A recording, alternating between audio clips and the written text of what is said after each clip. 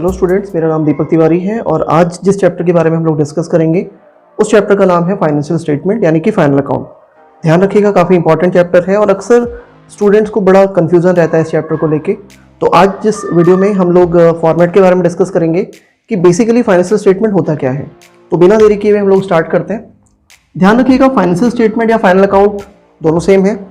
अब सबसे पहली बात, ये फाइनेंशियल स्टेटमेंट होता क्या है। ध्यान रखिए, फाइनेंशियल स्टेटमेंट का मतलब ये है कि हर किसी कंपनी या ऑर्गेनाइजेशन की फाइनेंशियल स्टेटमेंट इज कॉल्ड वो इंफॉर्मेशन जिससे किसी भी कंपनी की फाइनेंशियल पोजीशन के बारे में पता चलता है कि वो कंपनी फाइनली है किस सिचुएशन में, उसकी स्ट्रेंथ कितनी है, उसके पास एसेट्स कितनी है, लायबिलिटी कितनी है, उसकी कैपिटल ग्रो हो रही है नहीं हो रही है, वो प्रॉफिट में है या लॉस में है। ओवरऑल जो भी स्ट्रक्चर है इनका हमें इस अकाउंट के थ्रू पता चल पाता है। और बेसिकली हम लोग इसमें इन अकाउंट्स को मेंटेन करते हैं, जैसे trading account, profit and loss account and balance sheet. सबसे पहले मैं आपको थोड़ा थोड़ा एक्सप्लेन कर दूं ट्रेडिंग अकाउंट होता क्या है। ध्यान रखिएगा, ट्रेडिंग अकाउंट को हम व्यापार खाता भी बोलते हैं।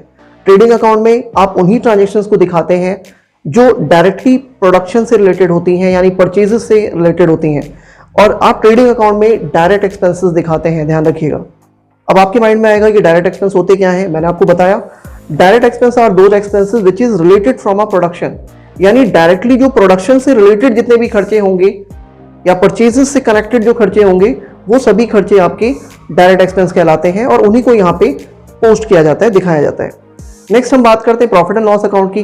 Profit and loss account are those accounts in which we just treated या transfer all kind of indirect expenses. हम यहाँ पे सभी तरह के इनडायरेक्ट एक्सपेंसेस दिखाते हैं, यानी जो एक्सपेंसेस आप ट्रेडिंग अकाउंट में दिखा चुके हैं उनके अलावा जो भी फर्दर एक्सपेंसेस हैं वो सभी प्रॉफिट एंड लॉस अकाउंट में जाते हैं। और बैलेंस शीट तो किसी भी कंपनी की फाइनेंशियल पोजीशन को रिप्रेजेंट करती है, जिसमें आप assets, liability and capital and all in सबको क्या करते हैं, रिकॉर्ड मेंटेन करते हैं। तो बिना देरी किए हुए हम लोग स्टार्ट करते हैं फॉर्मेट। ये आपका ट्रेडिंग अकाउंट का फॉर्मेट है, ये डेबिट, ये आपका क्रेडिट साइड है। यहाँ पे आप पर्टिकुलर मेंशन करते हैं, ये अमाउंट, ये आपका पर्टिकुलर एंड ये अमाउंट। तो ट्रेडिंग अकाउंट की अगर मैं डेबिट साइड की बात करूं तो ट्रेडिंग अकाउंट की डेबिट साइड में आप ओपनिंग स्टॉक दिखाते हैं, उसके बाद आप यहाँ पे परचेज दिखाओगे। परचेज में से आपको परचेज रिटर्न माइनस करना है। ध्यान रखिएगा, परचेज रिटर्न को रिटर्न आउटवर्ड भी कहते हैं, तो अगर आपको रिटर्न आउटवर्ड दिया है तो वो भी आप यहाँ पे माइनस करेंगे। इसके साथ साथ आप वेजेस दिखाते हैं, वेजेस इन सैलरी भी दिखाते हैं। ध्यान रखिए, वेजेस इन सैलरी का मतलब ये हुआ जो सैलरी है वो वेजेस का ही पार्ट है। अगर ये सैलरी एंड वेजेस होता तो हम यहाँ पे नहीं दिखाते, क्योंकि ये वेजेस एंड सैलरी है तो आप इसे यहाँ पे दिखाएंगे। इसके बाद हम यहाँ पे कैरेज दिखाते हैं। कैरेज का मतलब भाड़ा पेमेंट करना। कैरेज इनवॉर्ड, ये भी आप यहाँ पे दिखाएंगे। फ्राइट भी एक तरह का आपका एक्सपेंस है, डायरेक्ट एक्सपेंस है जो डायरेक्टली प्रोडक्शन से रिलेटेड है, इसे भी आप यहाँ पे दिखाते हैं।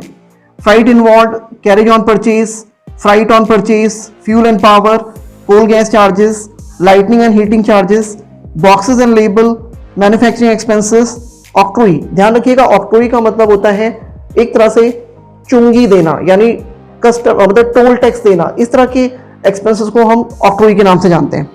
अब हम बात करते हैं कस्टम ड्यूटी, फैक्ट्री एक्सपेंसेस। तो ये वो सारे एक्सपेंसेस हैं जो आप डायरेक्ट एक्सपेंसेस कह सकते हैं और आप इन्हें डेबिट साइड में रिकॉर्ड करते हैं। नेक्स्ट हम बात करते हैं सेल्स। सेल्स में से आपको सेल्स रिटर्न माइनस करनी है, या फिर आप इसे रिटर्न इनवॉर्ड भी कह सकते हैं। माइनस करने के बाद आप यहाँ पे बाहर पोस्ट करोगे, देन आपको यहाँ पे क्लोजिंग स्टॉक दिखाना है। आप इसके बाद टोटल करते हैं। सपोज आपका क्रेडिट साइड 1 लाख है, यहाँ पे भी आप 1 लाख दिखाएंगे और इनका एंटायर टोटल सपोज 80,000 है, तो जो आपका डिफरेंस आएगा 20,000 वो ग्रॉस प्रॉफिट कहलाएगा। और इन केस अगर आपकी डेबिट साइड बड़ी होती है और क्रेडिट साइड छोटी होती है, तो अगर आपका डिफरेंस इधर आएगा तो वो आपका ग्रॉस लॉस कहलाता है।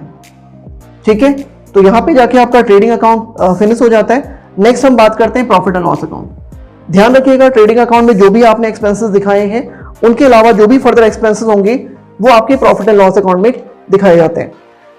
ये आपका डेबिट साइड है और ये आपका क्रेडिट साइड है। यहाँ पे आप सारे एक्सपेंसेस दिखाओगे और इधर की तरफ आप सारे बेनिफिट्स या इनकम दिखाएंगे। अगर आपको ग्रॉस प्रॉफिट होता है तो आप उसे यहाँ पे ट्रांसफर करोगे क्रॉस क्रेडिट में, और इनकेस अगर आपको लॉस होता है तो उस लॉस को आप यहाँ पे डेबिट साइड में पोस्ट करते हैं। तो इस तरह से ये दोनों अकाउंट आपस में लिंक हो जाते हैं। इसके अलावा जितने भी एक्सपेंसेस हैं, जैसे मैंने आपको बताया कि आप यहाँ पे रेंट दिखाओगे, सैलरी दिखाओगे, सैलरी एंड वेजेस आपको दिखाना है। मैंने आपको बताया था कि वेजेस एंड सैलरी, वेजेस का पार्ट है सैलरी, इसलिए आपने उसको ट्रेडिंग में दिखाया।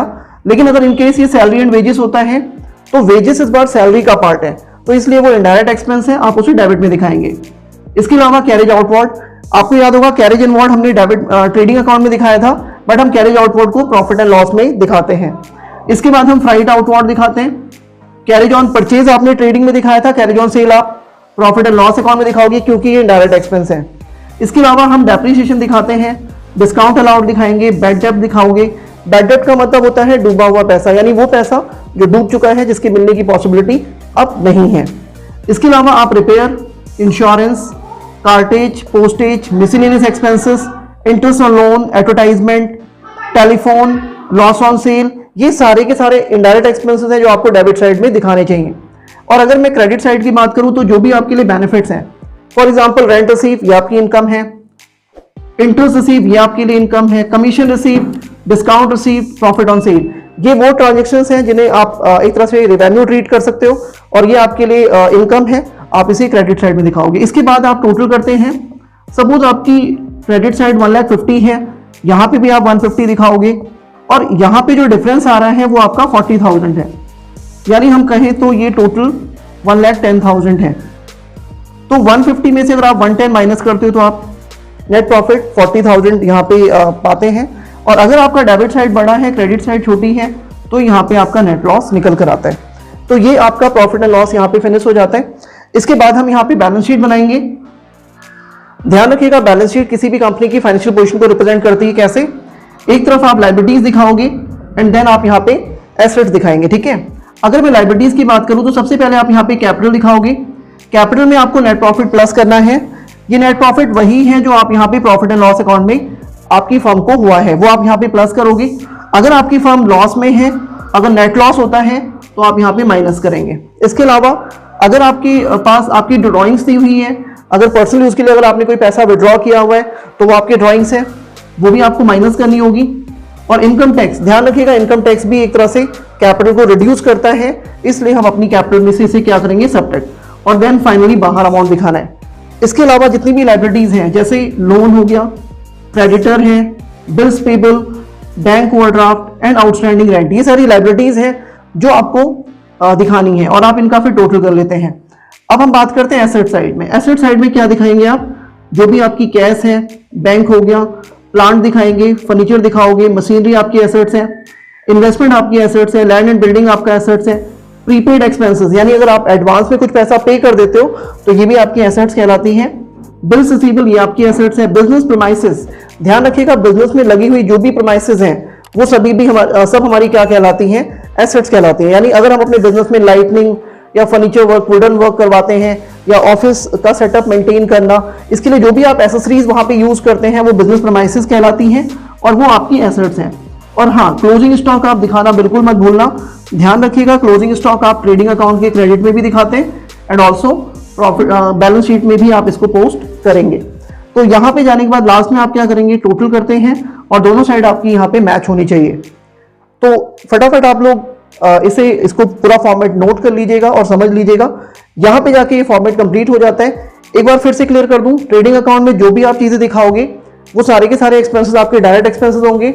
और डायरेक्ट एक्सपेंसेस वो हैं जो प्रोडक्शन से रिलेटेड होते हैं। किसी भी कंपनी में जो भी मैन्युफैक्चरिंग होती है, प्रोडक्शन होता है, उनसे डायरेक्टली कनेक्टेड जो खर्चे होंगे वो सभी डायरेक्ट एक्सपेंसेस कहलाएंगे और आप उसे ट्रेडिंग में दिखाओगे। इसके अलावा जो भी फर्दर एक्सपेंसेस होते हैं वो सारे के सारे इनडायरेक्ट एक्सपेंसेस हैं और प्रॉफिट लॉस के डेबिट में आएंगे। और जो भी आपका रेवेन्यू है, प्रॉफिट है, गेन है, आप उसको क्रेडिट साइड में दिखाओगे। जबकि बैलेंस शीट जब आप बनाएंगे तो यहाँ पे आपको लायबिलिटीज, कैपिटल एंड एसेट्स, इन सभी के बीच में कॉम्बिनेशन जो भी है उसको आपको दिखाना है। और फाइनली आपका लास्ट में जो बैलेंस शीट है वो मैच होना चाहिए, ठीक है। तो यहाँ पे जाके आपका ये ऑलमोस्ट फॉर्मेट कंप्लीट हो जाता है। आई होप आप लोगों को अच्छे से क्लियर हो गया होगा। आप इसे नोट डाउन करें और अगर आपको कोई भी प्रॉब्लम आती है तो जरूर आप कमेंट करें। आज के लिए इतना ही, थैंक यू।